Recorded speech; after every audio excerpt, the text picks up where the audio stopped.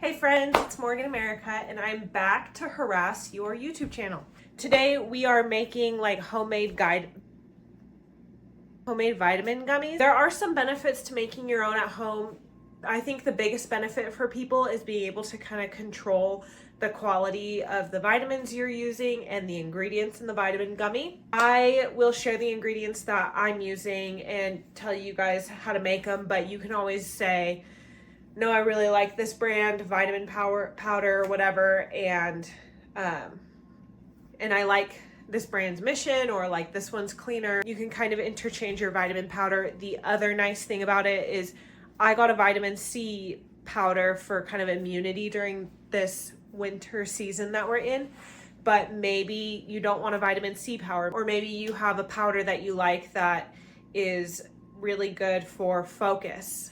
I have heard of people using like ashwagandha and lion's mane mushroom powders in these. I think it would affect the texture just a little bit, but at the end of the day, this is a really nice recipe to have on hand for pretty much any supplemental powder that you want to make into like an edible version. I'm an adult.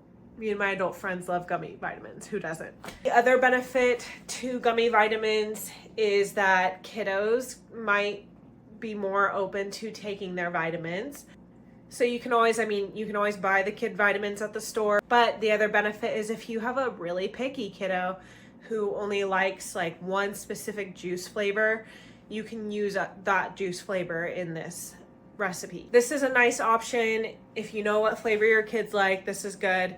And I think the last benefit is this really can be a money saver. You can find whatever powder you like at whatever discounted price.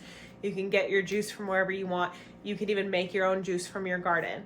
So I didn't do that, but you could. So this is a very flexible recipe that's just going to open up your options for supplements. If you have a powdered supplement that you've been trying to get your dog to take, but he's really stubborn and can really sense it, I'm sure that if you just use water and maybe like a little bit of beef broth and then the gelatin and your dog's powdered supplement, you can get him to eat it. Okay, I just want to go over the ingredients that I'm going to use so you can be ready. The first ingredient is going to be 2 cups of your juice of choice. I'm using tart cherry. You can use whatever you want. My one recommendation is don't get a drink with like added sugars and items. If you do, I would add about a 1/4 cup more and remove the honey sweetener that I'm adding because it's just going to be extremely sweet.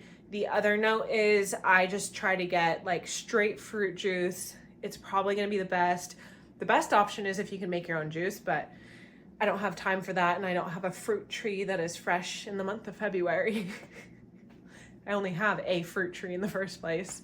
So I just bought this. It was on sale. It's Open Nature, super clean, literally filtered water and tart cherry juice concentrate. So unless there's something I don't know about what they do to juice concentrate, this should be perfectly fine.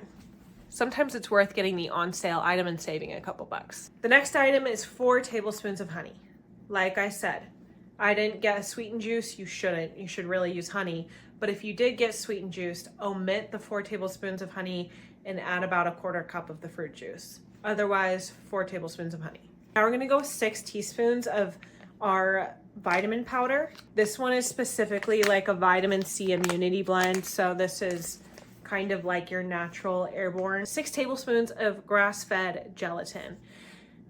Honestly, go with the grass-fed beef gelatin. This has so many health benefits. This is going to be very clean. It's going to have an extra health boost in your gummy vitamins. So go with these.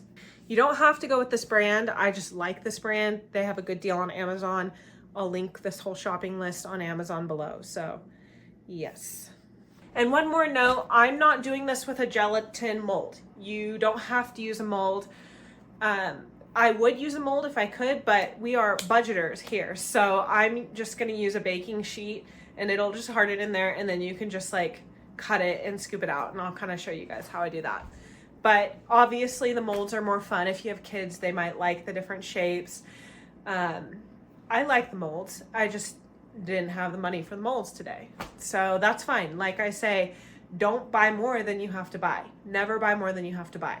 We're working with what you got here. Our first step is to get this to start to simmer. We do not want to bring it to a boil. We just want it to get warm so that the gelatin mixes in better. Go ahead and add in your 4 tablespoons of honey or whatever sweetener while we're here. I'm just eyeing it because I've kind of done this a couple times. I can tell this is getting close to simmer. This is ready to go. It's definitely warm enough, so we're just going to turn off the heat. Go ahead and add your gelatin. Again, that is 6 tablespoons of gelatin, which is equivalent to like 3/8 of a cup. At this point, you can use a whisk or a spoon to filter out any leftover gelatin chunks, and then we're going to pour it into our mold or our pan. But we want to be quick with this part. That's why there are chunks in there in the beginning, because you got to be kind of quick with this. It's not hard. It's just kind of fast paced. Okay, we're going to pour and cool.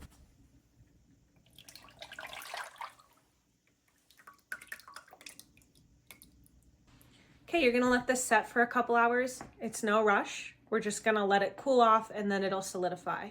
I'm going to put it in the fridge to speed up the process a little bit, but again, no rush. Okay, this looks good. We're gonna cut into this so you guys can get an idea what I'm gonna do for that. You can use a knife if it really wants to stick on. We're just gonna ply it off. There we go.